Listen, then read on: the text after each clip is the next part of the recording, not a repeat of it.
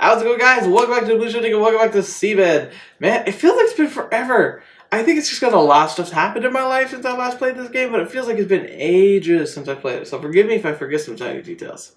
I guess last time we were still trying to figure out kind of how things are resolving. I know we ended on a memory of Sachiko and Takako in their apartment, if I remember correctly. They were talking about after having, they looked around for a place to start their business, and then they were like continuing that conversation about what place they should try and stay in, if I remember correctly. So I have no idea now whose member we're going to be in. We've been in Takako's for a while, so we'll see if we're going to stay there. So we know that the last time we talked to her, she's going to try and find that middle ground inside the mind where Sachiko like kind of found that crossroads where she decided to kind of like go back to the real world, I guess. That's where she like met Narasaki and like where we kind of learned what Narasaki really is. So I guess we'll just dive right back in.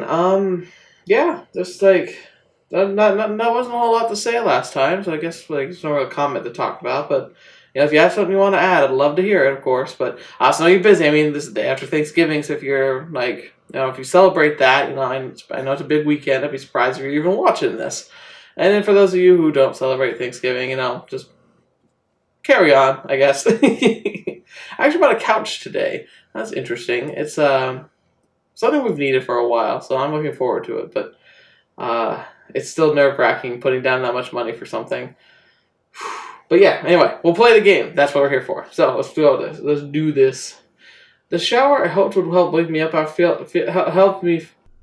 Wake me up felt like a tropical downpour even after the slightest turn of the handle. Ow. I promptly washed my sweat off, then wrapped myself in a towel. Okay, that's a can. Oh, Dr. Narasaki. Oh, she's right. She's on like some kind of like weird journey. Freshly reinvigorated, I left the bathroom with a steady step to finish the can of beer I'd left on the table. It tasted like warm, bitter water. I doubt that's what beer tastes like, but sure. Okay, and here's the thing. So Dr. Narasaki, she's on this little trip where she like is heading out close to the sea. Now, in the past, we've kind of figured out that Narasaki is simply like a second personality within Sachiko. So while Narasaki said she would be leaving, it seems like she's still taking Sachiko somewhere. I have no idea where. And the way it was playing it out made it feel like it was happening in tandem to stuff that Sachiko was doing, but I'm guessing in the actual timeline that's not the case. As I close my eyes and begin wiping my hair on the towel resting on my shoulders, a blue light slowly extends along the inner side of my eyelids. Okay. Have a good day. Who said that?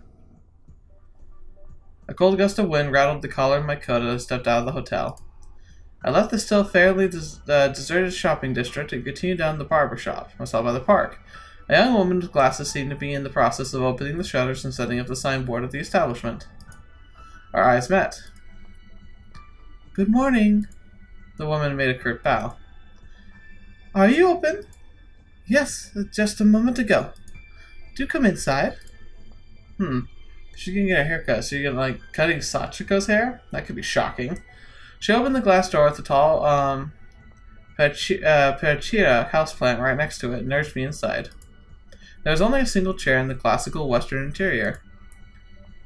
I can hang your coat for you. I took off my jacket and handed it to her. As soon as I seated myself in the chair, she spun it so I'd be facing the mirror. What would you like? I slipped my arms through the sheets, protecting me from stray locks of hair while she fiddled with the chair and raised me up.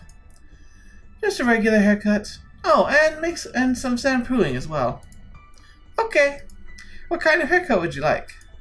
Do you wish to consult our catalog? No, I'm fine with whatever you have. I'm fine with what we have. Oh, what I have. Just make it a few centimeters shorter. I pointed at the length I wanted my hair to be. Understood. I'll undo your hair then. I nodded. She removed the hair clip and placed it on the cabinet.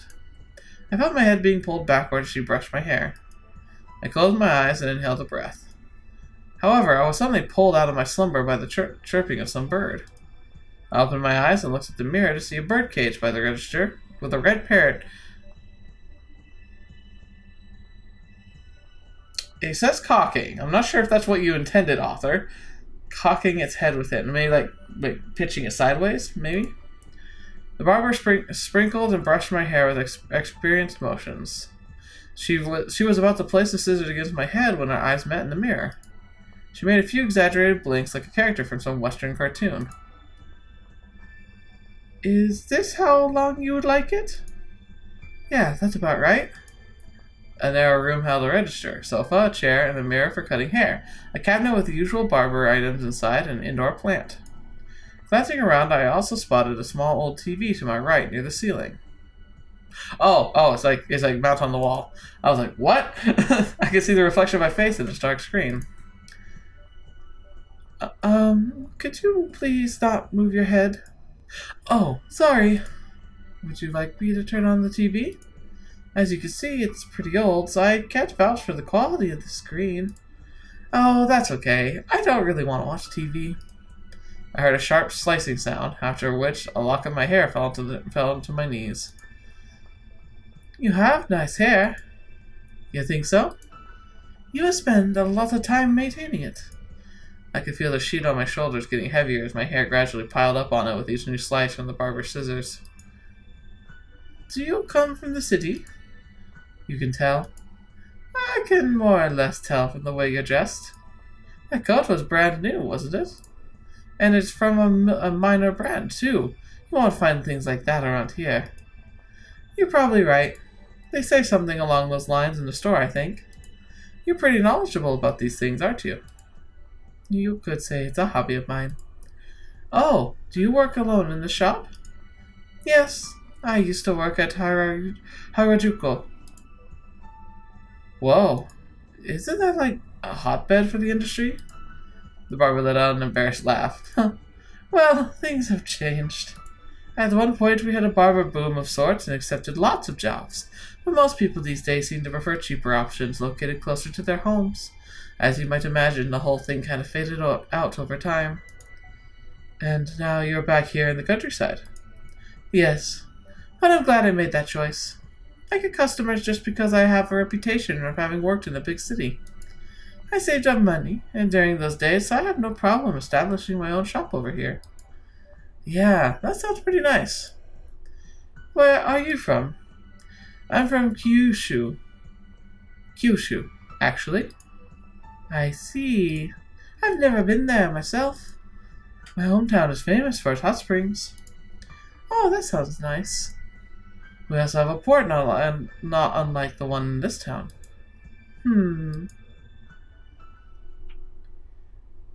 Interesting. I feel like there's something like Kyushu. Kyushu. That's not where the sanatorium is it? After leaving the barber shop, I looked around the shopping district and buying a few things here or there, then boarded my car to drive back to the clinic. The port town, visibly beyond the trees covering the mountains, grew smaller and smaller in the distance as I continued down the unpaved road. My car shook with every hole I drove over. There it is. I stopped by the observation platform I spotted next to the road. I took my can of coffee, climbed onto the platform, and took a quick sip after sitting down on the bench there.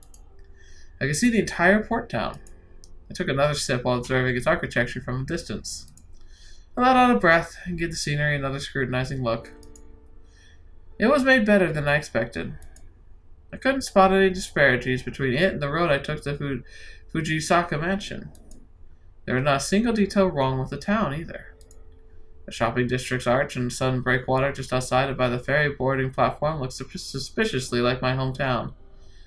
Oh, okay. So, it's kind of showing that instability of this place. Like, it looks like it broke down and from being the town next to the mansion and kind of just morphed into her town. A certain phrase popped into my mind as I comprehended the two sides. A world slowly dying to preserve her life. Sachiko said that Takako's imagination exceeded hers by a wide margin. However, I didn't feel that was true. I didn't know the extent of Takako's world, but I simply couldn't imagine it being even more detailed than this. This world could extend indefinitely, like a sponge constantly absorbing all sorts of different values and thoughts without discrimination.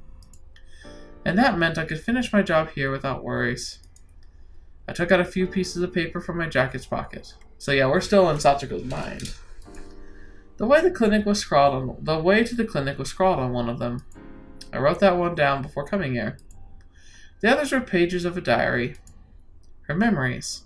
Memories I had to preserve. I imagined Sachiko sitting on a stool in the lobby. Huh. That when she answered the phone?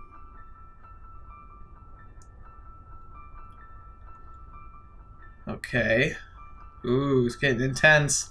I saw a mansion through the leaves covering the mountain road. Upon reaching the black iron fence, I passed through the red brick gates. There was a sign reading, oh, here we go. Kunugihara Sanatorium. Kunugihara Sanatorium on them. I parked my car by the mansion and turned off the engine. Oh, there it is. I stepped out of the car and continued toward the entrance. The mansion was built of gray and red bricks, its windows and doors boasting sturdy wooden frames. It looked very much like the mansion Sachiko stayed at, but in terms of design, it was an even older structure. Its front doors were open. I could see the lobby at the counter from the outside. Is Narasaki about to come face to face with Takako? I pressed the call bell on the counter. A strange sound reverberated across the lobby, but I received no reply. Is nobody here?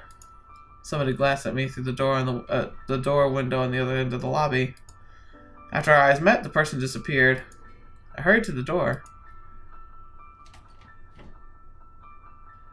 I opened it to find myself in the inner yard of the building. There was a tall persea tree in the middle.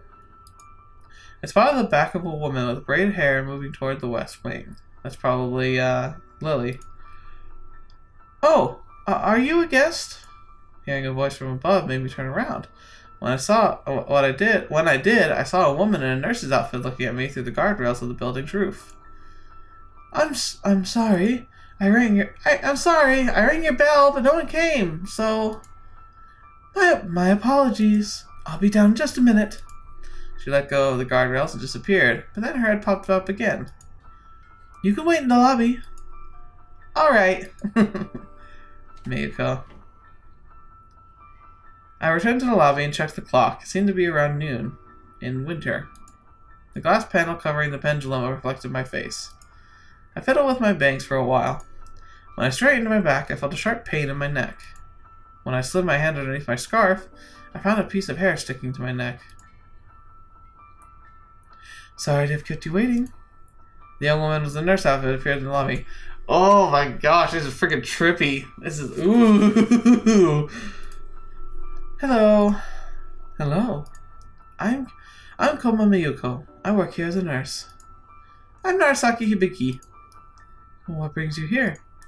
I came to visit a patient. Just one moment. The nurse, calling herself Miyuko, moved behind the counter and took out a form and a pen from the drawer. Please fill this out. The paper she placed on the counter had columns made for time periods and patient names. I placed the present I brought on my way here to the counter and took a pen from her and filled out the form with the information she wanted. Miyuko took my form and ran her eyes through it. Are you a friend or a family member? No, I was merely asked to check on her by a mutual acquaintance. And this is just a little something I bought. I lifted the paper bag I placed on the counter. Is that the journal, the one that was like hidden in storage? I see. Miyako returned the form to the drawer and moved out of the counter. Follow me. I'll show you to her room. That would make sense, because remember, like, the journal was there, but, like, nobody, like, knew where it came from, really. Like, it hadn't been addressed or postmarked, and it had a bunch of memories. She passed by me and continued up the spiral staircase. The walls along the stairwell were lined with small paintings. I peeked through a window on our way and spotted a camphor tree in the inner yard. Miyako stole a glance at me, probably curious as to why I was looking around so much. You have a pretty scenic place here. I made up something on the spot. It used to be the mansion of a rich family before being turned into a sanatorium. It was almost identical to the Fujisaki mansion Sachiko stayed at. Huh. Miyako stopped in front of one of the rooms and knocked on the door. A dull wooden sound reverberated in the hallway. Takako, you have a visitor. Miyako then seized the doorknob and opened the door. It wasn't locked, apparently. Coming in. I followed her into the room. The room itself was surprisingly empty. Only had a bed and a single shelf. Takako didn't seem to be around, though. She forgot to close her window again. Miyako mumbled as she closed the window. It doesn't look like she's around. Yes. Can I wait here? Of course. But we have other patients here, so I would kindly ask you not to wander outside, if possible. Don't worry, I'll read a book or something. Miyako began walking to the door. I'll tell her you're here if I manage to find her. I nodded. You should be able to find me in the lobby or the inner yard if there's anything you need. The door opposite the entrance leads to it. I'll keep that in mind. I'll be on my way then. Miyako smiled and left the room. Left alone, I slowly surveyed my surroundings. It really was an empty room. I glanced at the shelf and spotted something shining on it. Upon approaching the shelf, I realized they were colored glass beads reflecting the light of the evening sun. I shifted my gaze to the rest of the shelf. It was filled with books and notebooks. The notebooks were probably Takako's diaries. I got curious about what they might contain, but considering how awkward it would have been if Takako came back when I was reading one, I decided against touching them for now. Sitting down on the bed, I looked out the window, specifically at the sky above the port. The clock in the lobby pointed at around the children's napping time. Purple and pink colors extended and merged on the sky, giving the feel of watercolor canvas. Okay, so remember Takako wanted to find that cave? What if she's already left? I placed my hands between my legs and joined my fingers. If I'd get any more comfortable, I feared I might fall asleep. It was a heavy and unforgiving sleepiness. I would most likely have lost consciousness if I'd so much closed my eyes. My fingers slipped out of each other's grasp, the sunlight passing through my fingers as if they were transparent. Just as I pressed my fingers against my eyelids to massage them for a few moments, I heard the sound of the door opening behind me. When I turned around, I saw the door being partially opened, with a sliver of the corridor visible through the gap. No one was there. And still with no sense of any human presence, the door closed. The floor let out a creak. The creaks continued to the shelf, then stopped. I rubbed my eyes again, but all I could see was the wall. And while I looked at the remains of the dust floating in the air, the bed let out a creak next. I blinked a few times, felt like I could almost glimpse Sachiko for a moment. Perhaps she'd returned to her room in the Fujisaki mansion and lain down in the bed just now. The sound disappeared when I started thinking about her. After a few moments, a gust of cold wind made my hair flutter. Despite the window being closed, the incoming breeze carried a certain humidity as well as the scent of soil. Yet I was more than familiar with the source and nature of that wind. Well, I'm glad someone is. It came straight from my heart, calling out to me. I ignored it, and soon enough it began to wane and eventually vanished. However, it still managed to remind me of the cave I got lost in back when I was looking for Sachiko. I found myself unnerved and unable to relax anymore. I stood up and decided to leave the room for now. Okie dokie. Where the heck is Takako?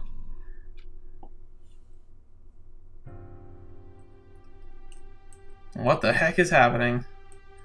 The rays of the setting sun passed through the crown of the large tree in the inner yard, filling the corridor with a dim orange light. The chilly air I was exposed to in the room gave way to the scent of old wood, with remnants of warm dust floating in the air. I found the rest area right away and sat down on one of the chairs. I could still see Takako's door from here. After spending some time reading, I spotted something move from the corner of my eye. Someone was walking down the opposite corridor I could see from the window. That person continued towards my location, their tied-up hair fluttering in the air. Oh, hello. I waited for them to come while pretending to read. Eventually, a tall woman appeared on the other end of the corridor. She gave me a suspicious sidelong glance as she carefully tried to pass by me. Hello, I said in greeting. She had no choice but to stop. I'm looking for Takako. You wouldn't know her, would you? As I closed my book, she faced me with a bold look in her eyes. Rather than being wary of a sudden guest, she appeared curious, if anything. She was quite tall for a woman, boasting a height that would easily put her in the same league as professional sportswomen or models. Oh wow, really? I always got the impression she was on the shorter side. Her facial features had yet to fully mature. I could easily recognize her as the same person I'd seen during my kindergarten days. She was carrying a plastic bag in one hand, no doubt having just returned from buying groceries. That's me! That was not a great first attempt. Let's try it again. That's me. I see. My name is Narasaki. Actually, it's not the first time we've met, but I can see you don't remember me. I stood up from the chair. I could immediately tell she didn't recognize me. Well, it doesn't matter. I came to it doesn't matter. I came to talk to you about the unusual illness you have. My illness? Takako shifted the plastic bag to her other hand and crossed her arms. I heard something akin to stones rustling inside it. From the beach. I guess I'm not particularly busy. I nodded. Ah, that's right. I bought you something from the town. Do you like sweets? I handed her the paper bag with a confectionery box. Thanks! Of course I like sweets. Well, that's good to hear. To tell the truth, Sachiko once told me that Takako was a big fan of sweet bean paste, especially enclosed in something crisp. You know, like wafers in the case of the and in cases of monaka.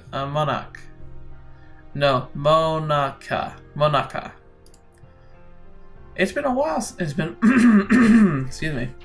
It's been a while since I came here, but it's my first time getting an actual. It's been a while since I came here. But it's my first time getting an actual visitor. It feels surprising. Surprisingly nice. It's good. Is it going to be a long story? Is it going to be a long story? She asked. That depends. In that case, let's go somewhere else. I can't even serve your tea. I can't even serve you tea here. Okay, Takako started down the corridor. I followed her, but we ended up passing by her door and continued down the stairs. Isn't your room over there? My room doesn't have a chair. I see. Did Mayuko send you inside? What was she even thinking, making you wait in a place like that? She jokingly remarked. I like the music right now. The night duty room is a Japanese style room, so we can sit on the floor. There's also tea and snacks. It's also Mayuko's room. Takako's twin tails fluttered in the air with each of her steps. You seem to be doing all right. I am. I mean, it's not the kind of illness that affects my physical health, is it? I just wish it didn't mess with my head so I could remember you, at least. Don't worry about it. It's been a long time. If you say so. How many patients are in the sanatorium? Only 4 people live here, including me. That's fewer than I thought. Hey, isn't that a good thing? I suppose it is. Did you come here by car? Takako changed the subject. Yeah, it wasn't easy to drive up that mountain road. Right? People don't usually come so far into the mountains. You don't get bored here? It's true that I don't get many chances to go outside, but it's not as bad as it sounds. There might be a few people here, but there's a lot to do. Miyako makes sure to find me odd jobs for me every day. Is she strict with you? Not at all. She even said half of her was made. She even said that half of her is made of pure kindness. Actually, sounds like headache medicine. She said she found out through a blood test. Science sure seems to have different advances and had to advance in recent times. Wow, I'm slaughtering these words. I'm sorry. Takako chuckled as I said that. Interesting. Excuse me. As soon as we entered the night duty room, Takako turned on the heater, picked up 2 pillows lying next to it, placed them at both ends of the small dining table. She dropped her bags on the table and promptly disappeared into the kitchen. I sat down on the pillow facing the kitchen and waited for her to make the tea. There was something shining in her bag. I stole a brief glance at its contents, finding a bunch of glass beads. The little translucent stones sparkled in the evening sun. It's funny because I grew up. There was it sounds weird, and it was weird. It was a weird board game. But my dad had a board game that was like Star Trek Next Generation. I don't even remember how the heck it was supposed to work, but I do remember it had little glass beads. They were like little. They were like curved on the top and flat on the bottom. You get the same kind of stones if you buy. Oh shoot, what's it called? It's the game with where you they drop the stones in the cubby holes as you move counterclockwise around the board. I don't know. There's little glass beads, and I wonder if the glass beads that form on the beaches are similar in composition and shape to these ones because they sound so similar. Sorry to have kept you waiting. Takako placed a cup of tea and some snacks in front of me. Thanks. Now we can take our time. What's up with this bag? I pointed at the beads of glass in the bag. Oh, that's sea glass. Didn't you know? The beach is full of them. They're beautiful. Right? I was thinking decorating my shelf with them. Want to take a look? She cheerfully pulled out one glass bead from the bag and handed it to me. It was pink in color and had the consistency of a stone. Don't know how much longer I'll be able to find them at the beach, though. I heard they're planning on building a factory there or something. Oh, I've heard about that from the people in town. They want to enlarge the port so large freighters could access it, right? Takako nodded. The old guy told me about it. Belongs to the fishing union. Says he's going to live off the compensation he'll get for having to quit his business over this. That sounds troubling, though. I wonder if a mere compensation will be enough to last him a lifetime. I feel like it'd be better for him to simply move to other fishing grounds or something. Apparently, another union is using nets to fish for octopuses and prawns, and they don't want to make the same area any smaller than it already is. Can't they fish together? He said it's impossible to find fish when the nets are already set. There's this thing called the right of democratic fishery that separates who can fish with whom and whatever. I see. I wonder if it's really nothing he can do. It's only natural for cities to evolve in modern times. And sometimes you cannot avoid making sacrifices in order to achieve that. You can't fight times, huh? What said Takako, closing her eyes and nodding 3 times. I took a sip of her green tea. It had a very nice smell. The monaka I brought rested in a small plate in the middle of the table. Takako was busy chewing on one. This is good. Where'd you buy them? I don't remember the exact name, but it was some confectionery over in the shopping district of the port town. Oh, I think I know which one. It's the shopping district the cable cars descend to, right? I think so, yes. Hang on. Oh. Seriously, at an edge of my foot, it was driving me crazy. Maybe I should ask Miyako to buy me some next time. Takako finished her cup and filled it with another serving of tea right away. You said you had something to tell me about my illness? Are you a doctor, perhaps? More or less. I'm investigating the illness you have. What are you investigating, exactly? Everything. From the symptoms and the cause to the treatment. And that's why you came here? Well, there's no other treatment facility for this illness in the country. Takako widened her eyes in surprise. I didn't know. Is that true? I nodded. Your system for managing the symptoms is currently functioning very well, so I imagine the staff here find no reason to explain the details with patients. Takako seemed to freeze up in thought, but I continued talking. It's a very unusual disease. How much do you know about it?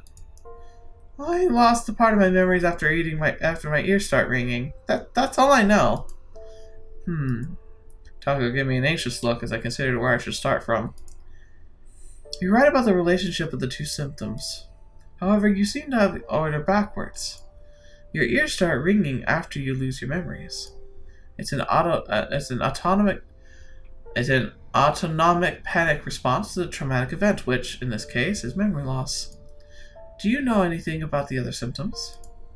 No. Is there anything else? It's unusual for it to happen, but there are cases where symptoms suddenly start to advance at a rapid pace. In your case, you only forget short episodes from your life, and it doesn't happen so often, So if you're smart about it, you can use notes and such to refresh your memory. But during a rapid memory loss episode, you could lose your memories too fast to keep up. Well, what happens when you lose everything?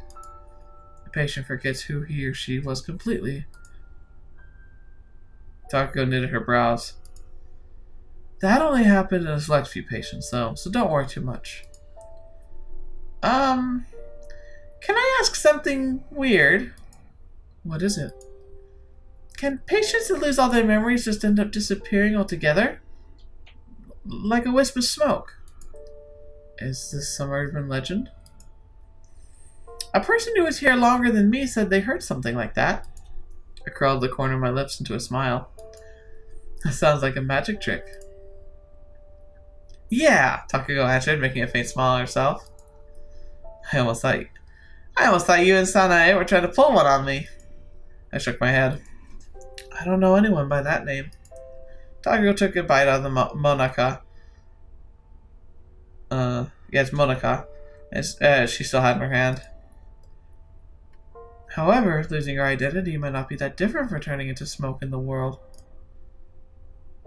Takako's features twisted in slight confusion as she continued chewing on the wafers. She had a truly rich palette of expressions, changing from cheerful to scared to confused in a matter of seconds. I had been fighting the urge to chuckle for a while now. It's a rare disease that we still don't know too much about, and that gives birth to rumors. As someone afflicted, don't you want to know more about it?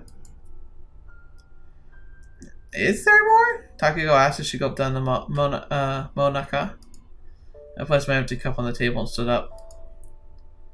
I'd like to show you something. I looked back as I exited the night. I looked back as I exited the night duty room to see Takako following me. I used to work at this place a long time ago. Really? She made a pause, then added, "Did Miyako know that?" I shook my head. No, she didn't work here when I was still around. I imagine she got hired sometime afterwards. How long ago was she there? I continued down the corridor until we reached the furthest door on the first floor. In the place of a sign, there was only an empty space. It didn't seem like the room saw much use anymore. I fished out a key ring from my pocket and stuck one of the keys into the lock. The key made an audible clicking sound as I turned it. Oh, interesting. I forgot to return the keys when I left, I explained to the puzzled Takako. Oh my gosh. Whoa. Whoa, wait a minute. Whoa.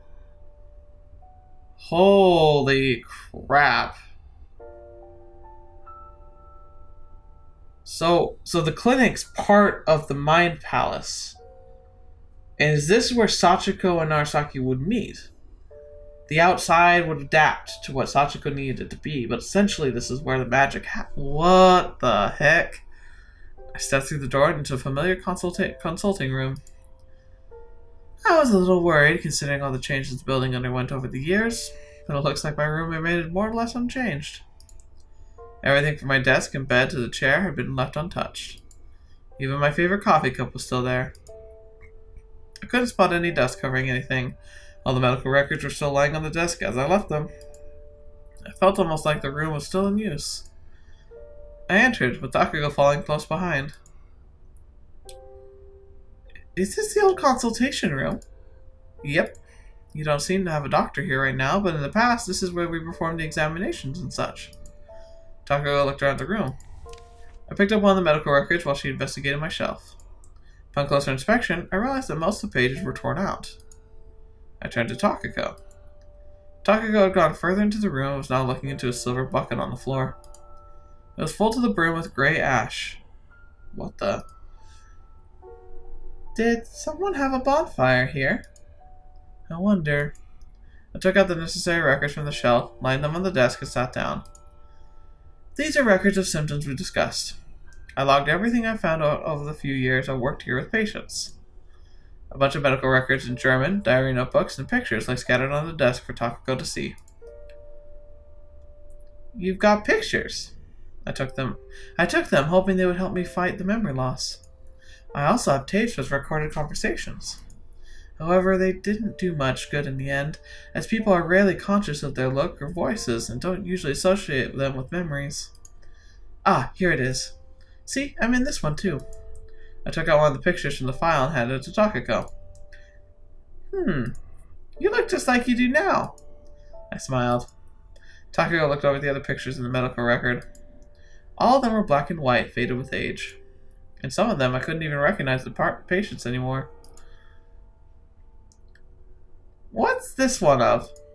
Takako showed me one of the pictures. It depicted an empty corner of the room. It's nothing. Okay, said Takako with a shrug. I don't know anyone from these records. Where have they gone? I only know about things up until when I left. They either got cured, or... I'm sure they all got cured. I hope so. I checked to see if there was anything else on the shelf on my desk and sat down. Following my cue, Takako sat down herself. Why did you leave, Miss Narasaki? The approach of how we were supposed to deal with the illness changed. From the research institute, we turned to a sanatorium that prioritized looking after patients, rather than investigating and trying to treat their disease. I had the choice to stay behind, but the symptoms became much easier to manage once we implemented the notebook diary approach. I figured I could be more use elsewhere. You're still writing diaries, right? Takako nodded. Why did the approach change? It was a matter of money. We never got enough funds, and most doctors came to research the illness pretty much on a volunteer basis. But the establishment couldn't last that long like that, so it slowly started turning into a self-sufficient colony you have now. I guess the patients didn't use the work here in the past. They didn't. That sounds nice. She placed the pictures she had held back on the desk. She looked around the room again. So you were researching this illness in this room, right? I've been wondering about it for a while now. Why do people forget things to begin with? It's only natural to forget this and that sometimes. I know that, but I read in a book that there's enough space in the human brain to store all the information without forgetting anything. So I was wondering, why is this still happening? Yeah, the most prevalent theory states that all information does get stored in your brain and never really disappears for good. You just don't remember it. So, how does that work? And why? There are many theories on the subject. For example, it might not be the passage of time that makes you forget things, but rather the act of forgetting actually makes you conscious of the passage of time. Besides, there might be lots of space in your brain, but there's only so much you can think about at any given time, right? Being able to remember everything all the time might prevent your head from functioning properly. Like if I asked you what you had for dinner, and then that invoked the image of every single dinner you've ever had in your life, that'd be pretty confusing, right? Ooh, good point. I guess so. And I imagine that would also negate the feelings of wanting to eat something if you hadn't in ages. Yeah, that about covers it. Takako pressed a finger against her lower lip. I shoved my hand in my pocket, realizing that I still had the glass bead she handed me earlier. I assume you can now accept that I've been researching the subject for a while now? Takako removed her finger from her lip and looked at me in thought, having suddenly realized something.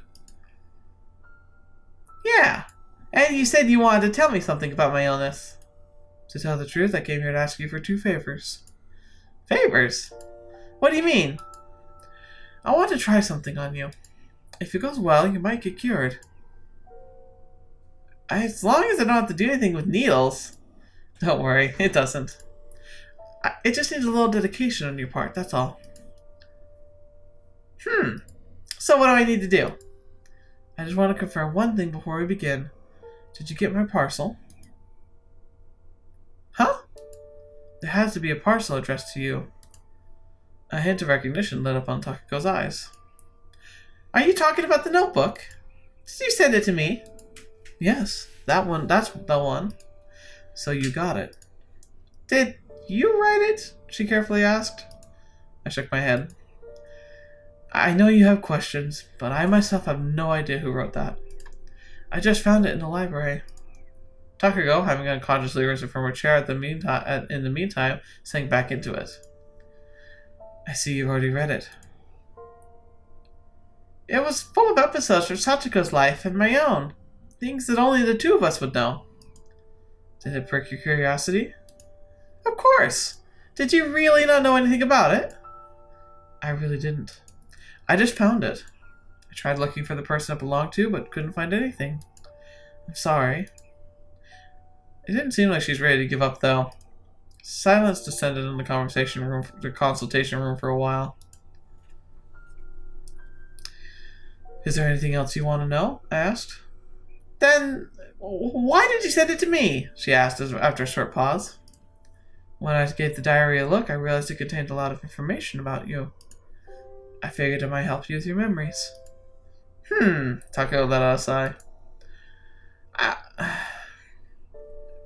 I want to know exactly what it helped you remember. Takako was about to say something, but closed her mouth as she heard that. She then focused her eyes on something in the air in front of her. It was full of really old stories, so it helped me remember a lot. It was from a really nostalgic read, I guess. What about the Sachiko, who seems to be narrating everything? She's my childhood friend, and the most important person in my life. To tell you the truth, I think I've forgotten how much she meant to me before I read that. I see. She seemed to have completely lost her high spirits. I didn't know whether that was because she felt disappointed I didn't lead her to Sachiko, or because she was feeling guilty for having forgotten her. Perhaps it was both. I'm sorry for asking prying questions. It's okay. I really appreciate you sending that notebook to me. I was relieved to learn that she understood the contents like she was supposed to. It didn't seem like I needed to hesitate any further. So, what did you want to ask from me? What do I need to do? I want you to try and treat that notebook with care and reread it from time to time. That's all? Yeah. Not too hard, is it?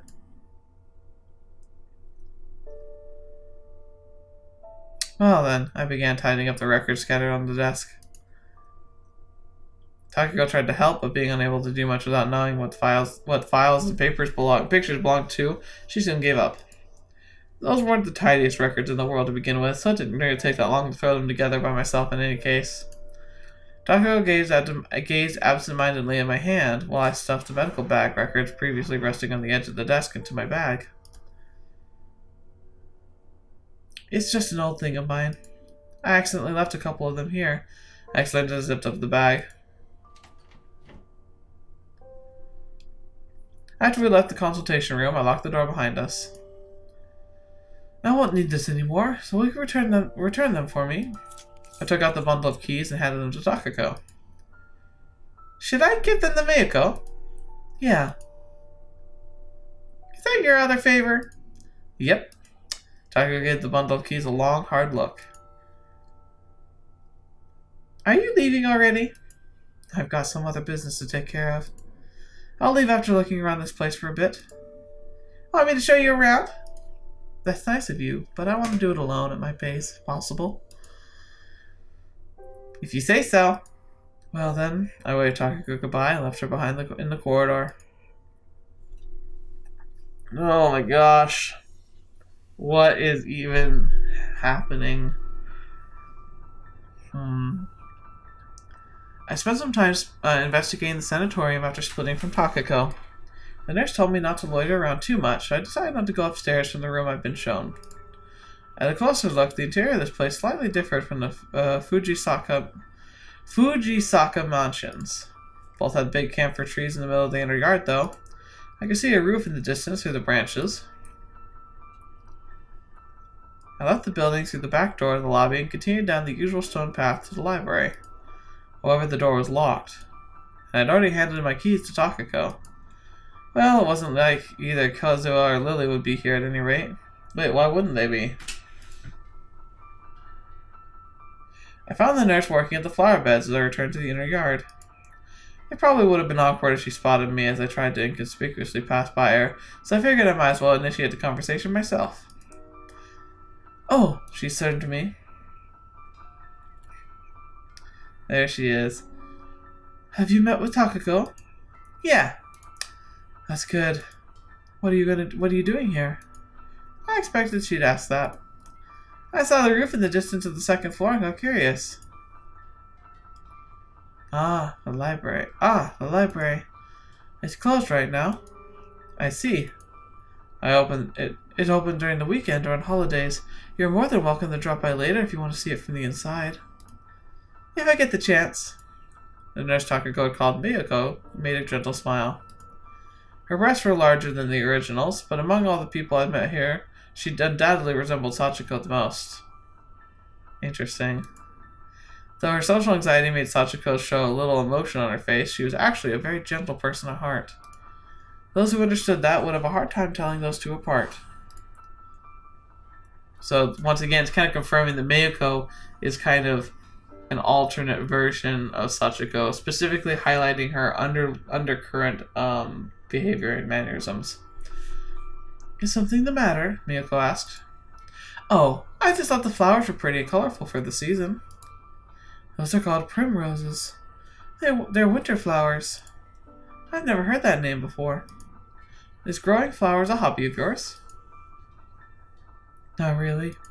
The people at the flower shop recommended these after I told them I was looking for something colorful and easy to grow. I mean, it's kind of sad to see empty flower beds in winter, wouldn't you agree? You have a point there. Takako helped me plant these. Miko pointed at the flower beds that Takako likely helped her with. I see. What are your plans for the summer, though? I'll plant other flowers. I was considering morning glories this time around. Oh, that's a nostalgic name. I used to grow them back at school. Miyako smiled. Takako said something like that too. They always remind a person of school. Yeah. Speaking of which, Takako told me a lot about you too.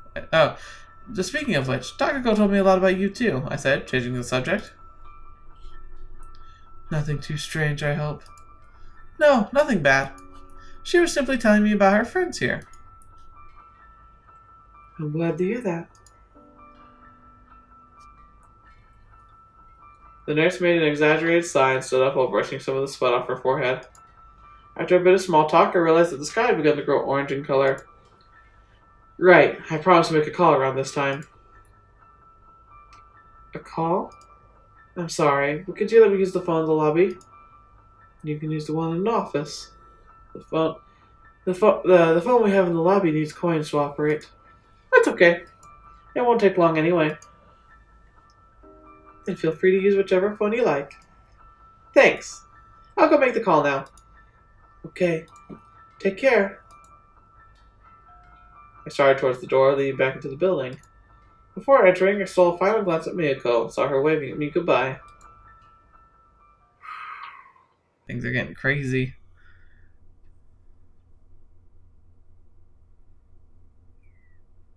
I checked the clock as I returned to the lobby. It was 6 o'clock. I picked up the receiver and fished out a few coins from my pocket. I placed them by the phone, leaving only one in my hand. I put it into the slit on the phone and rotated the dial. Pressing the receiver against my ear, I listened to the beeping sound, waiting for Sachiko to pick up.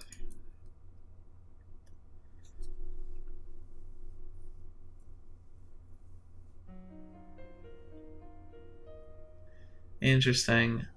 Very, very interesting. I think that's probably where we need to stop. Ooh, chapter 9?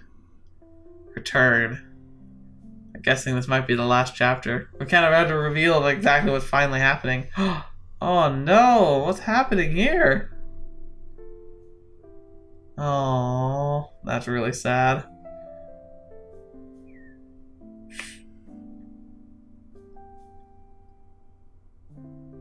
Aww.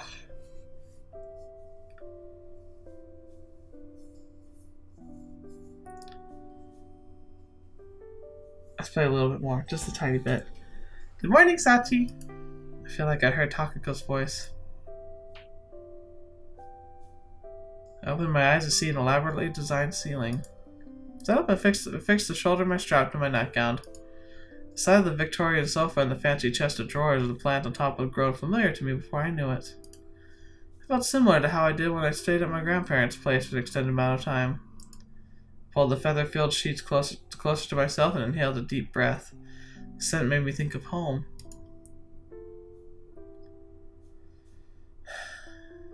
Nanae left for her meeting right after breakfast. I myself returned to my room to get ready for hiking. Nanae had already prepped some sandwiches for me to eat on the road, so it was little else I had to do besides getting changed. My change of clothes were thermal underwear, a thick jacket, a small bag, a hat, and a pair of hiking shoes I stuffed at the bottom of my suitcase. In the end, I ended up picking them because they gave me a certain kind of look, but I wasn't entirely sure of their actual practicality. I went outside as soon as I finished my preparations. Interesting. It doesn't look like winter. So did Sachiko end up staying? The sky was crystal clear, just like Nanae predicted yesterday. I took a deep breath, and letting the scent of trees flood my nostrils. This time, I left the mansion through the front entrance. I passed by the gates next to the parking lot and paused in front of the curving mountain road. To the left stretched a wide road that Nanae drove down to the town. To the right, the road narrowed, becoming too tight for cars to pass through. Nanae told me to follow it if I wanted to go to the mountains.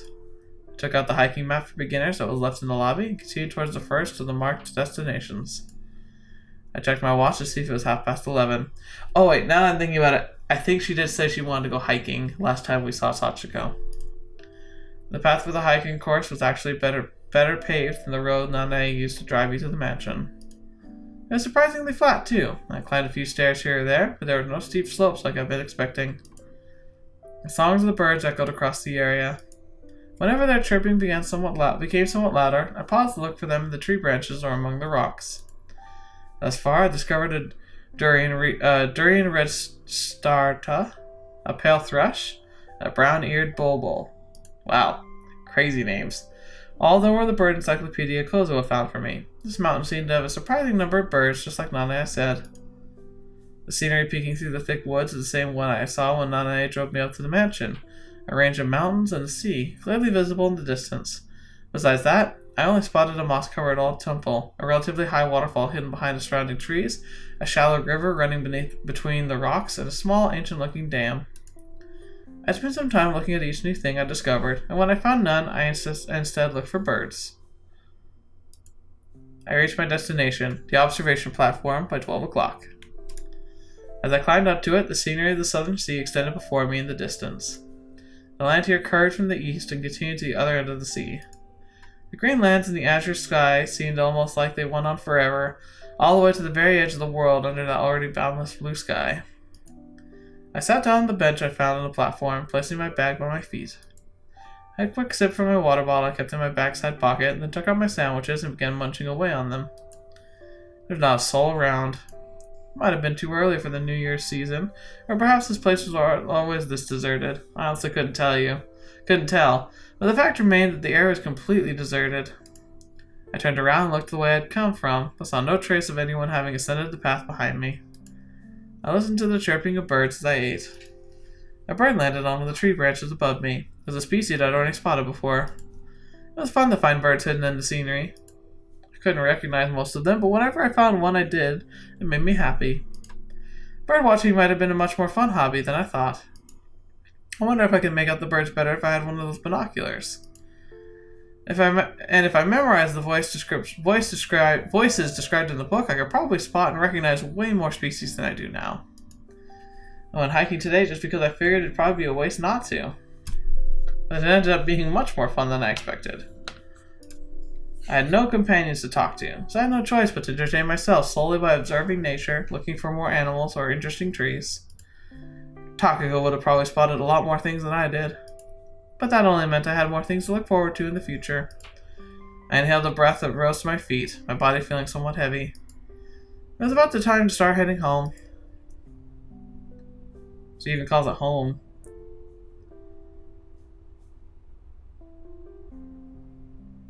Okay. I think we're going to end here. I know it's in the middle of a scene, but I wanted to see what was going to happen next because I like that interesting intro, but it looks like we're just seeing kind of like this day. Like, I'm still trying to decide, like, it feels like lots of time has passed, so maybe Sachiko decided to stay up there with Nanae. But then again, I think I remember her saying she wanted to go hiking, and so maybe it's just still very green this winter. I don't know. I can't remember. I mean, it just been snowing in the other part, right? I'm so confused. But hey, when's that been a thing? When has that not been a thing with this game? So anyway, thank you guys so much for being here today. Thank you so much for joining me. I feel like we're finally getting some real answers, and we'll see. I wonder if we're finally going to be able to see what Takako can do, and if she can, even if it's just like a mental form of her, see Sachiko one more time.